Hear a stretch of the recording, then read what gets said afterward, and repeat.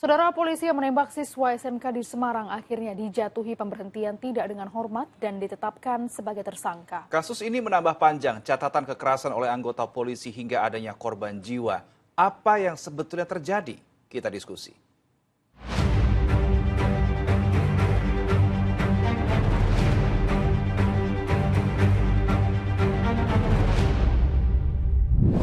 Setelah menjadi tanda tanya besar, apakah kasus penembakan di Semarang oleh polisi yang menyebabkan siswa SMK hingga tewas ini karena pelerayan tawuran atau karena persoalan lain akhirnya mulai terkuak? Aibda Robik Zainuddin akhirnya diberikan sanksi. Ini sanksinya. Aibda AR selaku terduga pelanggar ini mendapat putusan PTDH, yaitu pemberhentian tidak dengan hormat. Ini sudah dilaksanakan gelar perkara terhadap kasus pidana terhadap Aibda R oleh Direktorat Kriminal Umum dan yang bersangkutan sudah dinaikkan statusnya menjadi tersangka. Dalam sidang ditetapkan Aibda Robik terbukti melakukan perbuatan tercela dengan menembak 3 siswa SMK. 1 diantaranya tewas. Robik juga dianggap telah merusak citra Polri.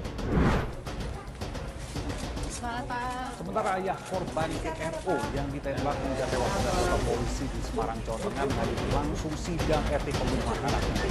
Aibda Robik Zainuddin di Polda Jawa Tengah. Dia cukup puas dengan sanksi dan penetapan tersangka Aibda Robik. Tapi ini yang membuat kalau orang ketemu yang meninggal, yang membunuh anak saya itu wajar kalau saya marah sekali ya. Apakah ada permintaan maaf dari Aibda Robik saat bertemu? Tidak ada sama sekali. Dia tidak ngomong sesuatu? Tidak ada ngomong sama sekali.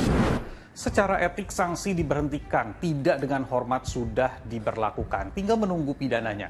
Tapi ada juga sorotan soal penanganan kasus ini karena dinilai baru terungkap setelah ramai diperbincangkan. Nah, setelah adanya tekanan dari publik, lalu juga peristiwa ini viral, institusi kepolisian baru memproses, baru menindak orang yang dianggap bertanggung jawab dalam peristiwa ini. Dan bagi kami, dalam hal peristiwa kekerasan terkait dengan penggunaan kekuatan dalam hal ini adalah senjata api, ini adalah masalah sistemik. Karena yang kami temukan setiap tahunnya, kami menemukan berbagai peristiwa penggunaan senjata api yang disalahgunakan oleh anggota kepolisian. Ya, karena sebelumnya Polrestabes Semarang menyebut tersangka Aibda Robik Zainuddin menembak korban karena terlibat tawuran dan berupaya menyerang petugas saat melerai. Tapi ternyata ini dari hasil pemeriksaan Propam Polda Jawa Tengah. Kemudian penembakan yang dilakukan terduga pelanggar tidak terkait dengan pembubaran tawuran yang sebelumnya terjadi. Dan memang anggota ini memang benar-benar pulang dari kantor, kemudian bertemu dengan satu kendaraan yang dikejar oleh 3 kendaraan yang diterangkan oleh Bapak Kapolrestabes. Kemudian motif penembakan yang dilakukan oleh terduga pelanggar dikarenakan pada saat perjalanan pulang ini mendapati satu kendaraan yang dikejar, kemudian memakan jalannya terduga pelanggar, jadi kena pepet.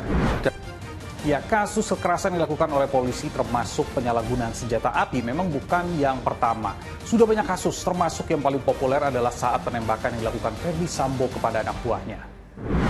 Komisi untuk Orang Hilang dan Korban Tindak Kekerasan atau Kontras mencatat sepanjang tahun 2020 hingga 2024 ada 353 peristiwa kekerasan di institusi Polri yang menyebabkan korban tewas hingga 410 orang. Dan data Desember 2023 hingga November tahun ini, ada juga kasus pembunuhan di luar hukum atau extrajudicial killing hingga 45 peristiwa dengan mengakibatkan 47 korban tewas dan termasuk penyalahgunaan senjata api. Harus dituntaskan, jangan hanya Aibda Robik saja yang menerima hukuman dan diperiksa. Tapi jajarannya juga perlu ada evaluasi agar tidak ada kasus-kasus seperti ini lagi, apalagi ada kesan ditutupi. Pertanyaan selanjutnya adalah bagaimana dengan orang-orang yang satu tingkat atau 2 tingkat level di atasnya.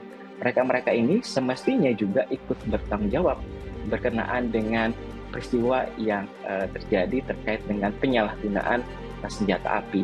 Nah, tidak hanya terkait dengan peristiwa penembakannya, tetapi juga mengenai pengaburan fakta atau manipulasi fakta yang terjadi.